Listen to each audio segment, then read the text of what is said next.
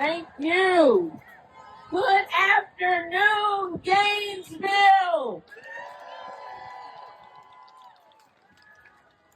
Dear friends, we have gathered here today to raise our voices, but also to organize a resistance movement against the anti-democratic, authoritarian, fascist horrors we are witnessing in our country and across the globe, caused by our government and paid for by our tax dollars. As you heard, I'm a veteran of the civil rights, human rights, and anti-war movements of my time. As a member of SNCC, the Student Nonviolent Coordinating Committee, it was my honor to organize and march with John Lewis, Stokely Carmichael, Fannie Lou Hamer, Ella Baker, Dr. Martin Luther King, and many others.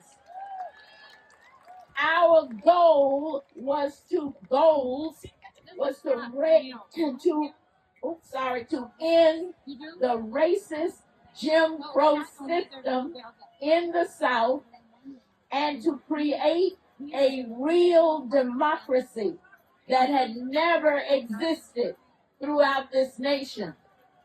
In the peace wing of our movements of the 60s, 70s, 80s, and beyond, we sought to end U.S. imperialism and its warmongering across the globe.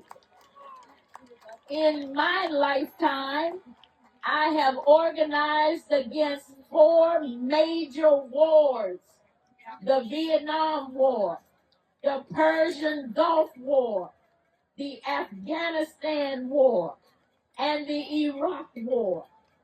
And in this period, there have also been military interventions in Grenada, in Panama, in Somalia, in Bosnia, in Kosovo, in Libya, Yemen, and Pakistan. Now we're engaged in a major war in Iran that is both unprovoked and illegal.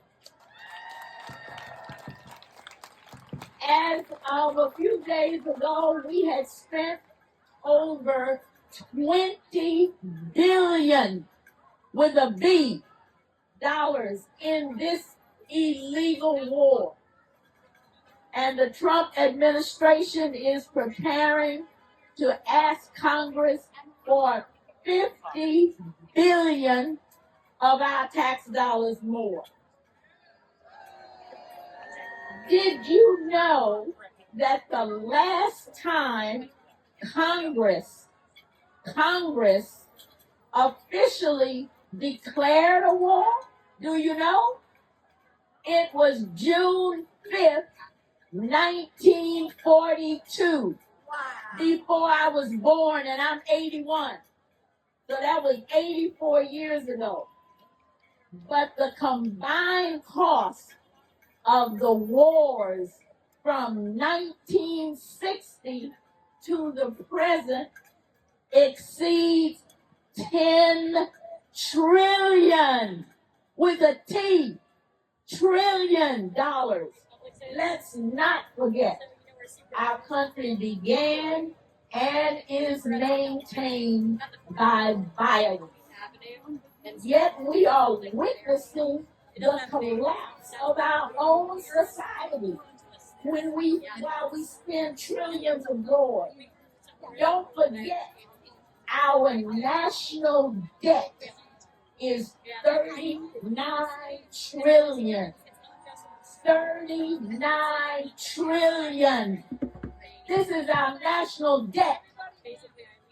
We are witnessing the ruthlessness and savagery of ICE agents in our communities.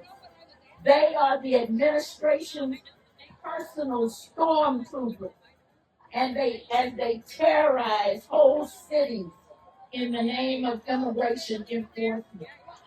We see the hunger and abuse of our children, the isolation of our elders, the lack of basic health care, housing, and education, attacks on our voting rights, and the dismantle of our very fragile social safety net.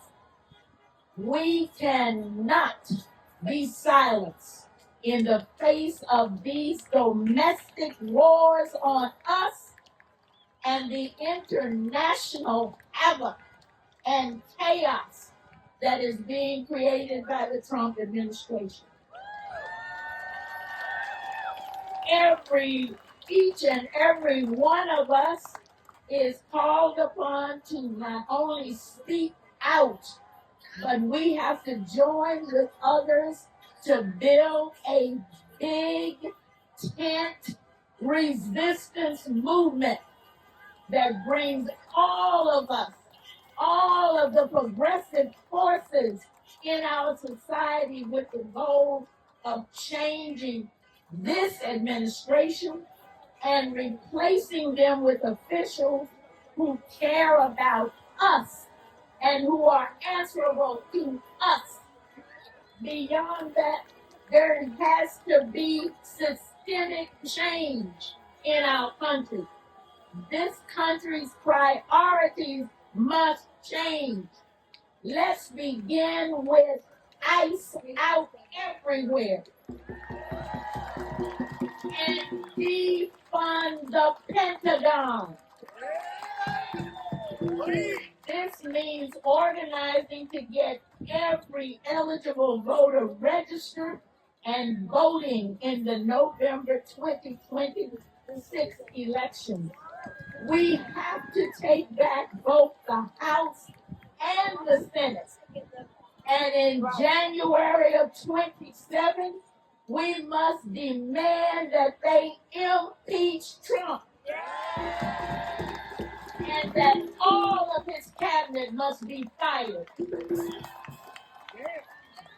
Let us commit today to building a long-term resistance movement committed to systemic change that opposes the ruthless vulture capitalism that is hollowing out our country internally, as well as the violence and militarism that has characterized the United States.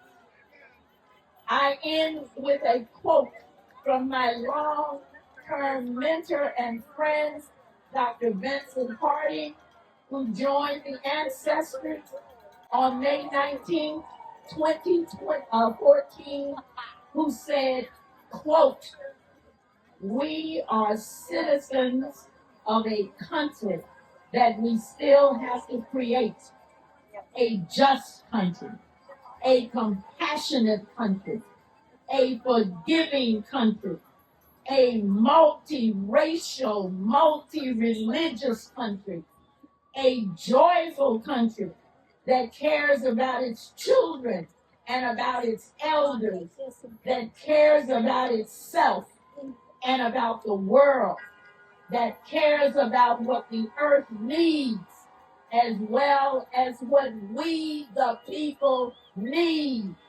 Free Palestine! End the war on Iraq! Stop the blockade against Cuba!